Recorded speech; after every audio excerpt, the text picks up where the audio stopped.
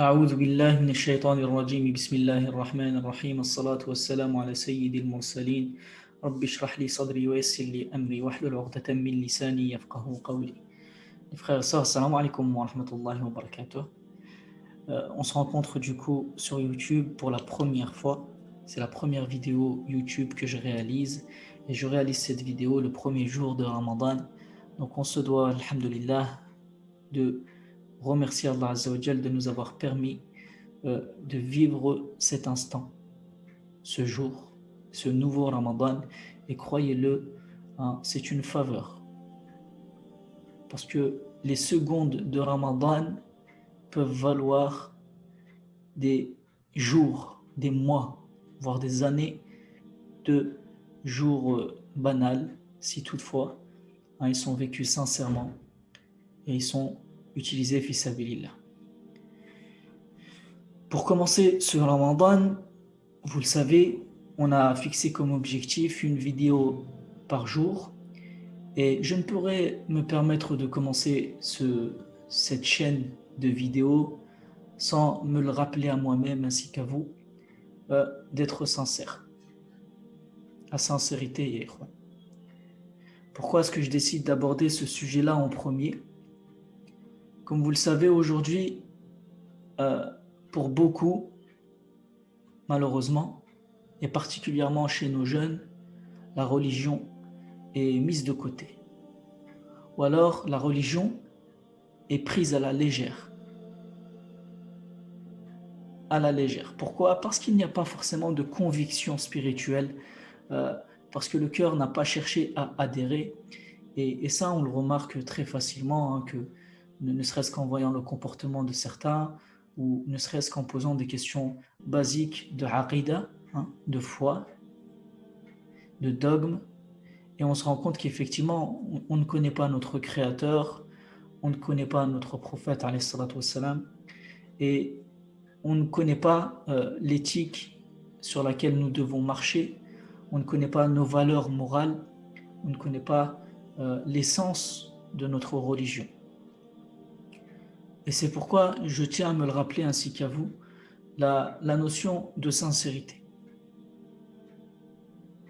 Prenons quelques instants et souvenons-nous, ya ikhwan, et observons autour de nous comment on a pu être dans le passé et comment on est aujourd'hui, comment on voit les autres être actuellement, leurs manquements, voire même leurs bonnes actions.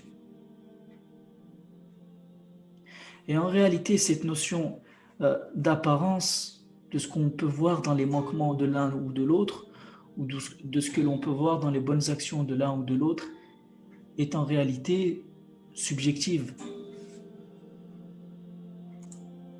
Une apparence qui est parfois trompeuse, n'est-ce pas?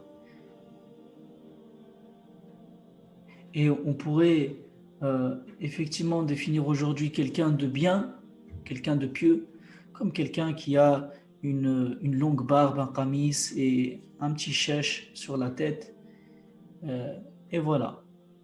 On pourrait définir effectivement une sœur pieuse comme une sœur qui a le djilbab, voilà, qui porte le djilbab et qui lit le Coran, et Allahu Akbar, c'est une femme pieuse. Mais en réalité, c'est bien plus profond que ça, et malheureusement, cette notion de piété ou de sincérité, elle est devenue bafouée. Et ça, c'est l'un des plus gros pièges de Shaitan qui nous a leurrés par cette apparence. Je me permets de rappeler un hadith rapporté par Muslim où le prophète alayhi salatu wassalam a dit: Dieu ne regarde pas vos corps ni vos formes, mais plutôt il regarde vos cœurs et vos œuvres. Les cœurs et puis les œuvres. Et le cœur est en premier, ya ikhwan. Vous connaissez tous aussi ce hadith notoire: Innamal a'malu bin niyat. Les actes ne valent que par les intentions qui les animent. Voyez donc la notion de sincérité et d'intention, comment elle est centrale dans notre religion. Cette intention sans laquelle tes actions ne valent rien. Cette sincérité sans laquelle tes actions ne valent rien. Et Nabiyuna alayhi salatu wassalam nous dit « Sois sincère dans ta foi et la moindre œuvre te suffira », rapporté par Al-Hakim. Yani, tu n'es pas obligé d'afficher beaucoup de choses, tu n'es pas obligé de faire beaucoup de choses, beaucoup d'actes d'adoration, beaucoup de lecture du Coran, beaucoup voilà, de tenues vestimentaires, peut-être légiférer et chercher à tout prix à avoir cette apparence-là. Mais je ne dis pas que c'est pas bien, mais simplement réellement chercher cette sincérité dans la foi. Pourquoi? Allah Azza wa Jal ne nous dit-il pas dans Surat Al-Bayyina, le verset 5, on leur avait seulement ordonné d'adorer Allah comme de vrais croyants, qui lui rendent un culte pur, de s'acquitter de la prière, de faire l'aumône, la zakat. Telle est la religion, la vraie.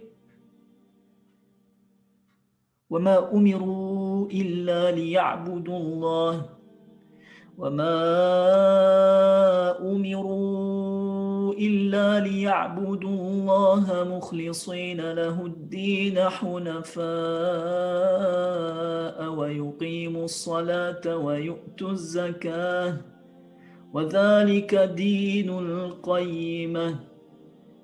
C'est très important de comprendre ce verset. Allah Azza wa Jalla, il n'attend pas de nous du superficiel. Il n'attend pas de nous de la quantité, il attend de nous de la qualité, de la sincérité. Des actes qui en réalité sont très simples. Il n'attend pas de nous qu'on s'isole en ermitage dans une montagne pendant des années et qu'on fasse que ça, que l'adorer. Non, c'est très simple. On a une vie, alhamdulillah. Inna Allah yuridu bikum al-yusra wa la yuridu bikum al-usra. Allah Azza wa Jal attend de vous, veut pour vous la facilité, il ne veut pas pour vous la difficulté. Voyons, ya ikhwan, comment Allah Azza wa Jal nous facilite les choses, mais comme on ne les a pas compris, on fait n'importe quoi. On accorde de l'importance à ce qu'il n'y en a pas et on dévalorise ce qu'il y en a.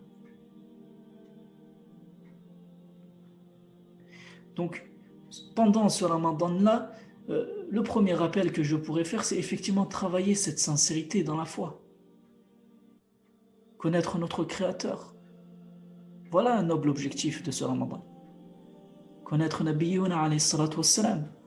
Ça, c'est un bel objectif pendant ce ramadan. Mais pas le connaître pour pouvoir en parler simplement et dire « Ouais, moi je connais Allah, ouais, moi je connais le prophète, alayhi salatu wassalam, j'ai étudié ça. »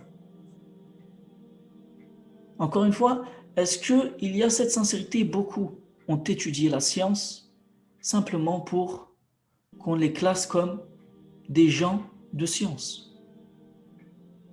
J'ai étudié la science pour qu'on me dise « Mashallah, ya akhi, ya ukhti, tu connais la sira du prophète, alayhi salatu wassalam. » Waouh, mashallah, tu connais le dogme, al-aqida. Où j'ai étudié pour que les gens me disent merci de m'avoir appris ceci ou cela. Où j'ai étudié simplement pour avoir le respect et l'estime des autres. Encore une fois, ça c'est des actes relatifs au cœur que tu ne peux pas voir. Et ça c'est un fait. Walakin, l'aspect de l'être humain, il y a beaucoup de choses qu'on peut remarquer, n'est-ce pas? On peut remarquer beaucoup de choses chez un homme.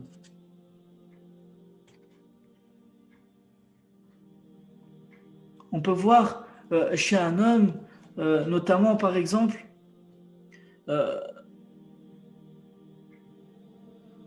un bien qu'il apporte à quelqu'un parce qu'il en a envie. On peut voir aussi un bien, des gestes de bien qu'il apporte aux autres pour attirer les cœurs vers lui. Ou alors tout simplement pour qu'il y ait une sorte de remboursement. Je te donne quelque chose par générosité et dans mon cœur, j'attends que tu me rendes quelque chose. Tu m'offres un petit cadeau demain aussi.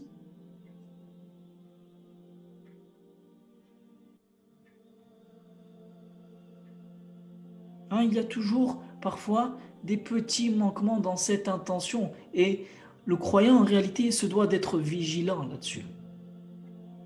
Est-ce qu'elle est exclusive à Allah ou pas. Et on peut voir effectivement dans le comportement de quelqu'un un comportement un petit peu de vanité. On peut voir effectivement un comportement euh, de, d'expression de ce qu'il ressent, de ce qu'il pense au fond de lui, ne serait-ce que par son comportement. Et là, il y a des défauts de l'âme. Et c'est à travailler. Et personne n'est parfait, bien évidemment. Mais chacun, et Juan, se doit de remettre en question cette sincérité constamment. Constamment. Est-ce que si je jeûne, c'est pour Allah Azza wa Jal? Est-ce que je sais pourquoi je jeûne? Est-ce que si je lis le Coran, c'est pour Allah Azza wa Jal? Est-ce que je sais pourquoi je lis le Coran? Quel est mon objectif? Est-ce que j'ai conscience réellement et j'ai la conviction ferme que demain je vais rencontrer Allah Azza wa Jal, que je vais rendre des comptes? Est-ce que j'en ai la ferme conviction dans mon cœur? Est-ce que lorsque je dis Allahu Akbar dans ma prière, effectivement, j'ai conscience que je me tiens face au Créateur des cieux et de la terre? Est-ce qu'on a réellement ces convictions-là?